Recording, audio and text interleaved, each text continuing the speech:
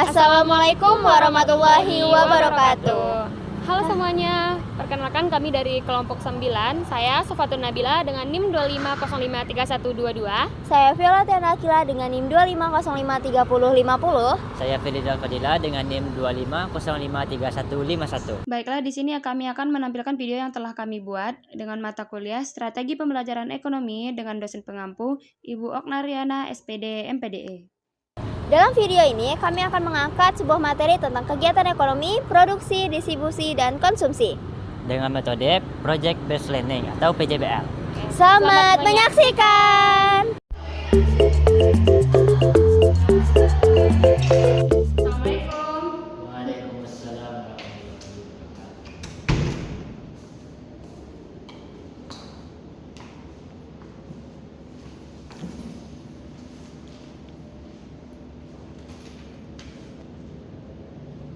Oke, siapa ketua kelasnya di sini? Saya Bu. Oke, silakan dipimpin untuk berdoa dulu ya. Baik, pada semuanya kita akan berdoa dalam hati aja ya teman. Berdoa mulai. Selesai. Oke, sebelum kita memulai pada hari ini, Ibu absen dulu ya.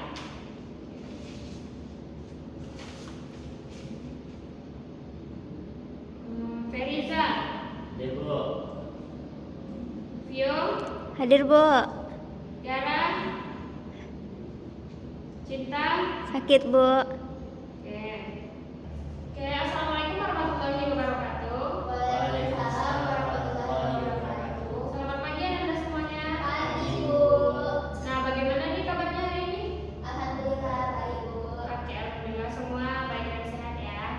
Jadi pada hari ini kita akan belajar tentang 3 kegiatan ekonomi yang sudah tidak lain dalam kehidupan kita sehari-hari, yaitu ada produksi, distribusi, dan konsumsi. Nah, tolong perhatikan ke depan ya. Nah, sini ada gambar nih. Menurut kalian gambar ini lagi ngapain nih? Lagi makan nasi. Makan nasi ya. Nah, nasi itu berasal dari mana? Dari beras.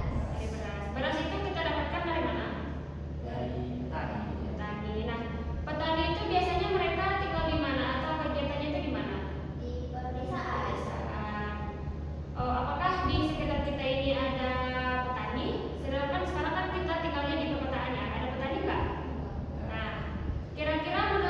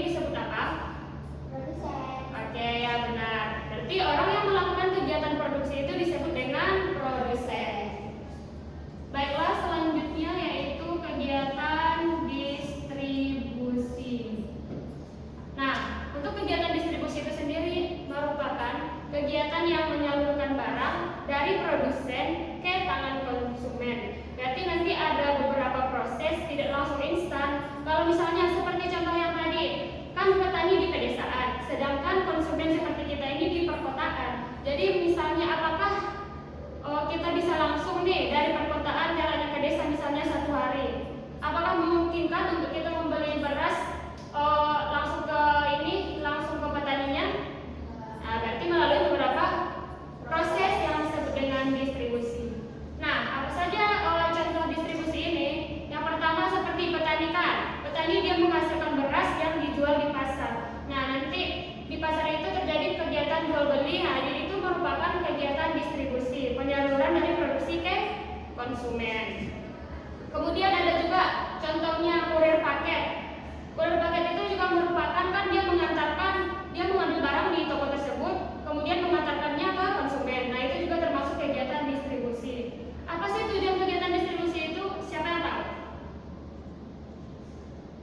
Nah, untuk tujuan distribusi ini salah satunya itu mempermudah konsumen untuk mendapatkan hasil produksi tersebut. Seperti contohnya kan dari desa ke perkotaan tadi. Oke. Nah, untuk kegiatan distribusi ini orang yang melakukannya siapa yang tahu? Ya, distributor. Berarti untuk distribusi ini pelakunya disebut dengan distributor. Baiklah, selanjutnya adalah kegiatan konsumsi. Nah, kegiatan konsumsi ini sudah gimana ya? Sudah mungkin merupakan bahasa sehari-hari kita. Nah, konsumsi itu merupakan kegiatan menghabiskan nilai barang yang kita dapatkan dari produksi. Nah, apa saja contoh konsumsi? Siapa yang tahu? Nah, Feriza, sebutkan contoh dari konsumsi tersebut. Contohnya seperti makan nasi gitu kan. Dan kegiatan pokoknya memakai suatu barang. Ya, benar. Itu contohnya. Baiklah, tujuan dari konsumsi ini yang pertama itu memenuhi kepuasan kita. Kan kalau kita membeli suatu barang nanti dan kita mengkonsumsinya pasti ada kepuasan tersendiri kan di dalam diri kita. Dan mungkin salah satu tujuannya itu adalah itu. Baiklah, berarti kan ini tiga kegiatan tersebut itu saling berhubungan erat karena tidak mungkin kan ada konsumsi tanpa adanya produksi, dan tidak mungkin juga ada produksi tapi tidak ada konsumsi. Nah, untuk distributor ini untuk mempermudah kita dalam mendapatkan hasil produksi tersebut. Baiklah, mungkin hanya itu yang Ibu sampaikan dulu. Apakah ada pertanyaan dari semuanya? Kalau tidak, mungkin Anda juga sudah cukup paham ya, karena materi ini merupakan materi yang dasar juga, pasti sudah dipelajari juga di SD maupun di SMP. Baiklah, selanjutnya di sini Ibu akan memberikan tugas kepada Ananda. Buatlah suatu hasil produksi berupa apapun. Nah, nanti akan Ananda tampilkan di depan dan dipresentasikan. Apakah Ananda semua paham?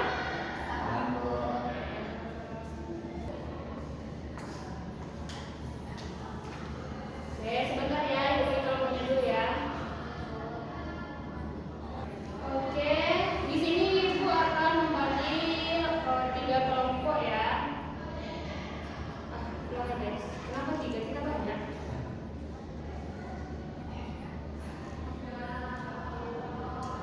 Oke.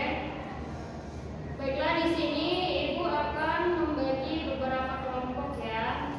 Yang kelompok pertama ada Dinda, Maisa, Mona, dan Ilham.